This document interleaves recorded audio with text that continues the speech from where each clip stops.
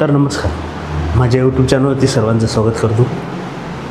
आणि आजचा व्हिडिओ म्हणजे काल जो व्हिडिओ व्हायरल झाला होता संजय गायकवाड आणि या फडणवीस सरकारचे कारभार ते कशीच काय चालू आहे त्याच्यावरती आहे.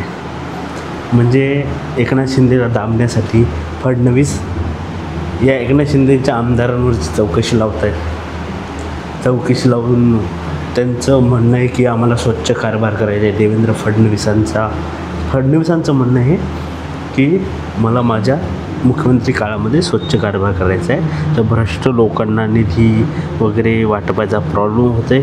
एकनाथ शिंदेसोबत गेलेले पैशासाठी निधीसाठी आमदार मंत्री त्यांचे सगळे प्रोजेक्ट थांबवले जातात किंवा रद्द केले जात आहे आणि त्यांच्यावरती काही जे आरोप विधानसभेत लागले त्याच्यावरती चौकशी होत आहे. मग एकनाथ शिंदेसुद्धा अडचणीतच आहे. एकनाथ शिंदेची जी व्हॅल्यू आहे ती कमी करत आहे फडणवीस असंच म्हणावं लागेल. आणि फडणवीसाला एक हाती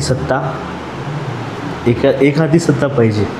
आतासुद्धा देवेंद्र फडणवीसांकडे म्हणजे बहुमत नाही, पण बहुमत नाही म्हणजे स्वतः पक्षाचं बहुमत नाही. तर एखादी त्यांना कोणाचंही पाठबळ नको आहे 2029च्या ह्याच्यामध्ये.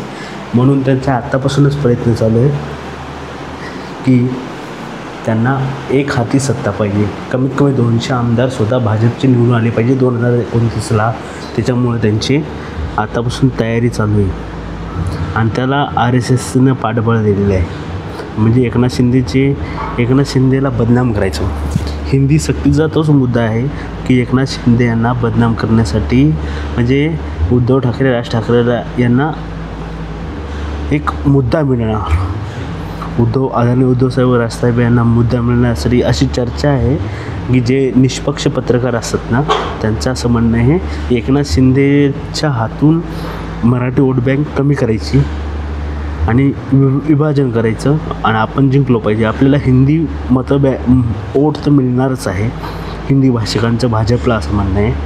सगळ्या हिंदी भाषिकांचं त्यांना तर मतदान मिळणारच आहे. पण एकनाथ शिंदेचं मराठी म्हणजे हिंदू वोट त्यांना मिळू नये म्हणून असा प्रयत्न चालू आहे. माननीय उपमुख्यमंत्री एकनाथ शिंदे पण नाराज असल्याची चर्चा आहे. कारण की त्यांच्या आमदाराला जो निधी त्या निधीसाठी अजित पवारावर जे दबाव टाकत होते त्याच्याविषयीच ते गुवाहाटीला पळून गेले असं त्यांचं म्हणणं होतं. पण तिचं अजित पवार आत्तासुद्धा अर्थमंत्री आहे. त्यांना त्या आमदारांना निधी मिळत नाही. आत्तासुद्धा ते रडगाणे करतायत अजित पवार आम्हाला निधी देत नाही. म्हणजे किती काय म्हणजे ती चक्री म्हणतात ना, उलटी फिरून चक्री तिथेच येते. त्याच पॉईंटला परत आढळते. माननीय उद्धव साहेब मुख्यमंत्री असताना ते म्हणून किती पळाले एक राष्ट्रवादीच्या आणि काँग्रेसच्या बरोबर आम्ही राहणार नाही. आता तीच राष्ट्रवादी यांना निधी देत नाही. अजित पवार भाजपच्या आमदारांना जेवढा पाहिजे तेवढा निधी देणार. तर शिंदेच्या आमदारांना हात आखडता घेणार. म्हणून शिंदेचे आमदार नाराज. पुन्हा तीच चक्री घुमली आणि तिथेच तुम्ही आलात. म्हणून जे निवडणूक आयोगाने तुम्हाला जिंकून दिलं नाही 40 लाख मतदान 5 महिन्यात वाढवून तुम्हाला बहुमत म्हणजे मॅनेज करून दिलं असंच म्हणावं लागेल. कारण की 40 लाख मतदान आतापर्यंत कुठल्याच 5 महिन्यात ॲड झालेले नाहीत. तर हे दुर्दैव आहे की निवडणूक आयोग एवढा चांगला भेटला आहे आपल्याला. चांगला म्हणजे त्या अर्थाने घेऊ नका म्हणजे घोटाळेबाज निघाला असंच म्हणावं लागेल. कारण की त्यांनी कुठलीही निवडणूक पारदर्शकपणे केली नाही. आता बिहारमध्ये सुद्धा इलेक्शनमध्ये सगळी धांदळ गडबड सगळी माजवलेली आहे त्यांनी. आणि त्याच्यामध्ये बिहारमध्ये जो नागरिक म्हणजे तुम्ही भारताचे नागरिक आहे हे तुम्हाला सिद्ध करायचे. म्हणजे हे पहा, तुमच्याकडे जर कुठले डॉक्युमेंट आधार कार्ड असलं तरी तुम्ही भारताचे नागरिक नाही.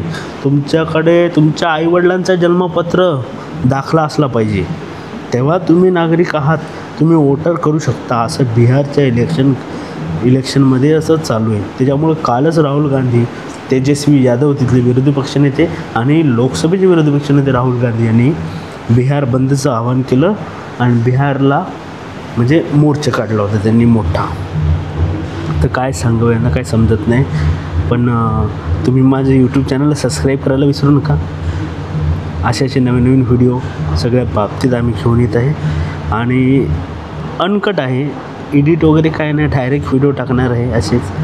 पण आम्ही सत्तेच्या विरोधातच व्हिडिओ बनवणार, कारण की हे सत्ता जुलमी आहे, दीनदुबळेच्या म्हणजे जातीवादी सरकार आहे ते. या जातीवादी सरकारला लोकशाहीचं सरकार आणलं गरजेचं आहे, म्हणून आम्ही असे लढत आहे, व्हिडिओ बनवत आहे आणि सत्ताधारीच्या विरोधात बोलत आहे. आणि तुम्ही सबस्क्राईब करायला मात्र विसरू नका. आणि आपला मेन म्हणजे जो मुद्दा स्टार्टिंगला घेतला होता आपण, तो एकनाथ शिंदे आणि देवेंद्र फडणवीस. म्हणजे देवेंद्र फडणवीसांचा जवळचा कोण असं म्हटलं तुम्हाला आत्ता, तर ते एकनाथ शिंदे नाही, अजित पवार आहे. पण एकनाथ शिंदेला म्हणजे अजित पवार आहे ना, त्यांच्या मुख्यमंत्री पदाच्या मध्ये येत नाही, अडथळा येत नाही.